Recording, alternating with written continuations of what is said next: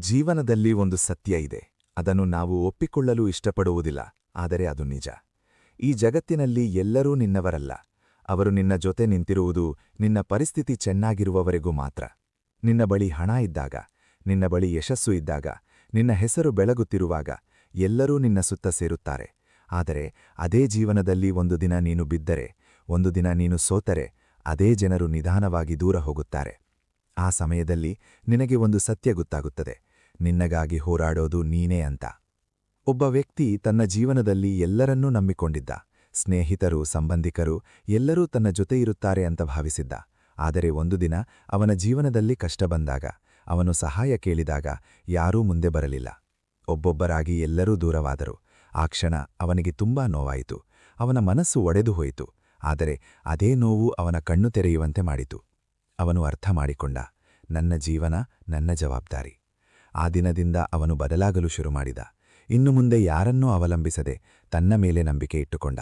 ಯಾರಾದರೂ ಸಹಾಯ ಮಾಡ್ತಾರಾ ಅಂತ ಕಾಯದೆ ತಾನೇ ತನ್ನಿಗೆ ಸಹಾಯ ಮಾಡಿಕೊಳ್ಳಲು ಪ್ರಾರಂಭಿಸಿದ. ಮೊದಲಿಗೆ ಅದು ತುಂಬಾ ಕಷ್ಟವಾಗಿತ್ತು. ಒಂಟಿತನ ಅವನನ್ನು ಕಾಡುತ್ತಿತ್ತು. ರಾತ್ರಿ ಸಮಯದಲ್ಲಿ ಯಾರೂ ಜೊತೆಯಿಲ್ಲ ಅನ್ನೋ ಭಾವನೆ ಅವನನ್ನು ನೋಯಿಸುತ್ತಿತ್ತು.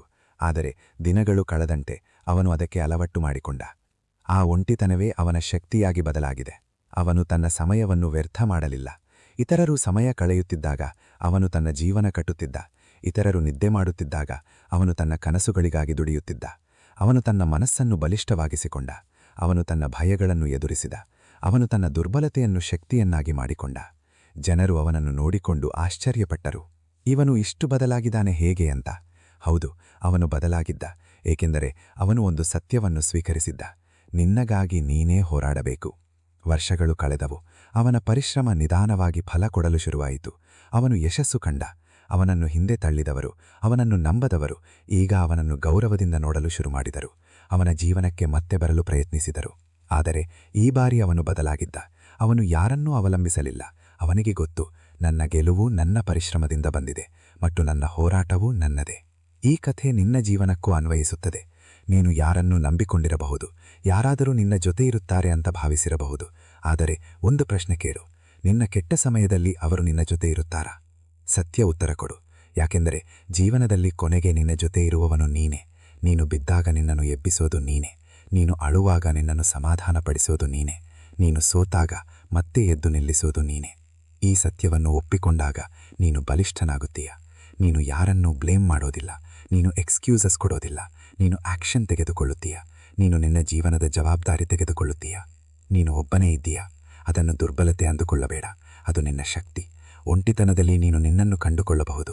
ನೀನು ನಿನ್ನ ಕನಸುಗಳ ಮೇಲೆ ಫೋಕಸ್ ಮಾಡಬಹುದು. ನೀನು ನಿನ್ನ ಗ್ರೋತ್ ಮೇಲೆ ಕೆಲಸ ಮಾಡಬಹುದು. ಒಂಟಿಯಾಗಿ ಹೋರಾಡು, ಒಂಟಿಯಾಗಿ ಬೆಳೆಯು, ಒಂಟಿಯಾಗಿ ನಿನ್ನ ಜೀವನ ಕಟ್ಟಿಕೋ. ಒಂದು ದಿನ ನೀನು ಒಂಟಿಯಾಗಿ ಗೆಲ್ಲುತ್ತೀಯ. ಮತ್ತೆ ಜಗತ್ತು ನಿನ್ನ ಕಡೆ ಬರುತ್ತದೆ.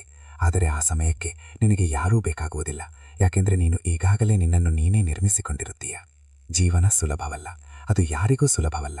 ಆದರೆ ಹೋರಾಡುವವರು ಮಾತ್ರ ಗೆಲ್ಲುತ್ತಾರೆ. ನಿಲ್ಲದವರು ಮಾತ್ರ ಶಿಖರ ತಲುಪುತ್ತಾರೆ. ಹೀಗಾಗಿ ಇನ್ನು ಮುಂದೆ ಯಾರನ್ನೂ ಕಾಯಬೇಡ, ಯಾರನ್ನೂ ಅವಲಂಬಿಸಬೇಡ, ಯಾರನ್ನೂ ನಂಬಿ ಕುಳಿತುಕೊಳ್ಳಬೇಡ. ನಿನ್ನ ಮೇಲೆ ನಂಬಿಕೆ ಇಟ್ಟುಕೋ.